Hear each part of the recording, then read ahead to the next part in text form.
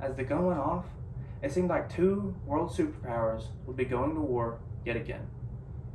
When two countries were as powerful as America and Britain were in the 19th century, everything was a power struggle. This went to an extreme, however, when the killing of a pig almost shot the two countries into a third war. Ever since I heard about the pig war, I've been very fascinated. I have sought to learn more, and I have done vast research in hopes of learning about the lesser known conflict of American history. The pig war has five distinct parts: the initial border dispute, British and American settlers on the island, the incident of the pig, military involvement on the island, and the end of the dispute. First, let's discuss the initial border dispute. America and Britain had been at each other's throats since the end of the Revolutionary War, especially when it came to the terms of land and its borders. This was no different than in the summer of 1846, when America and Britain had a dispute over who owned the San Juan Islands. These islands were located between Vancouver Island and the American mainland. They came to terms on a treaty, however, and the Canadian Encyclopedia says that the treaty said it would be split along the 49th parallel down through the Strait of Juan de Fuca and out west to the Pacific Ocean. This is where the problem came in, however. There were two straits of water that went through San Juan Islands, the one closest to the British mainland and the one closest to the American mainland. Naturally, both sides claimed the island as their own. Britain, hoping to get a jump start on taking over the island, sent Charles Griffin, a Hudson Bay Company employee, to set up a sheep farm. Quickly, the sheep farm exploded, multiplying by the thousands. It seemed like Britain had taken the island. This was short-lived, however, when the news of the rich farming soil of the San Juan Islands made it to the American mainland. An American farmer named Lyman Cutler thought it would be a great idea to come to the San Juan Islands and set up a potato farm. According to the National Park Service, the San Juan Islands is a mere 14.5 miles long and 6.5 miles wide. This means that if anyone was to share the island with one another, they would be in very close proximity of each other. As Lyman Cutler set up his garden, he welcomed a stranger, a guest that was unwelcome.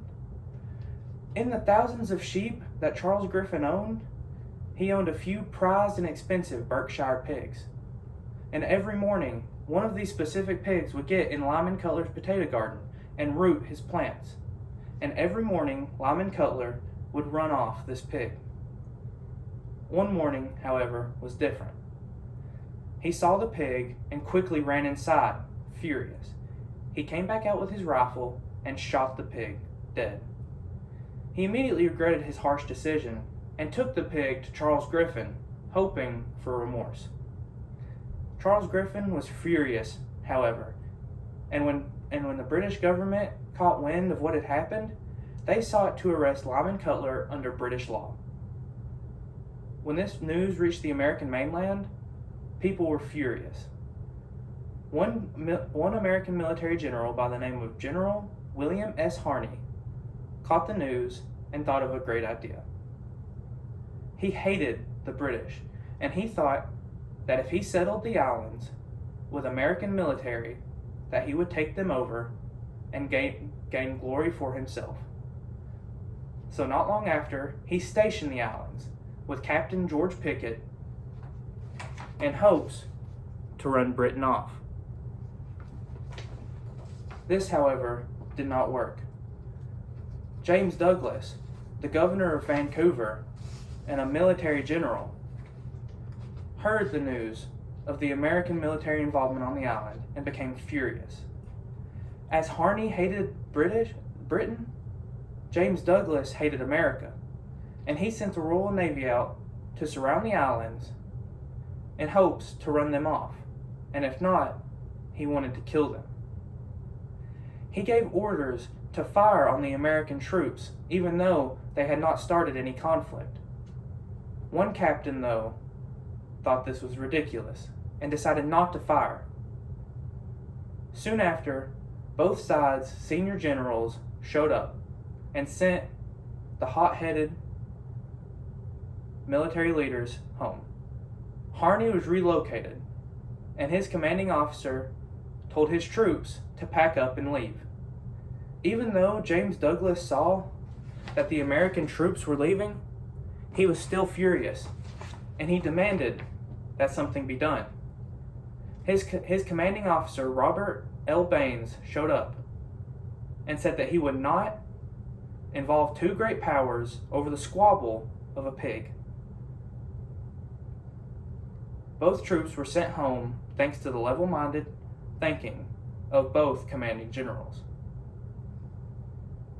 The Pig War was full of petty moments, almost like small kids. It was like one friend getting mad at their other friend for doing something small. It would be like in kindergarten if one friend got mad at another for taking their cookie, even though they have another one. There were 5 distinct parts of the Pig War, which was the initial border dispute, British and American settlers on the island, the incident of the pig, military involvement on the island, and the end of the dispute. Even though the dispute ended, the pettiness continued between the two countries. Next time you're about to eat a piece of bacon, look back and think about how 2 world superpowers almost went to war for something like that.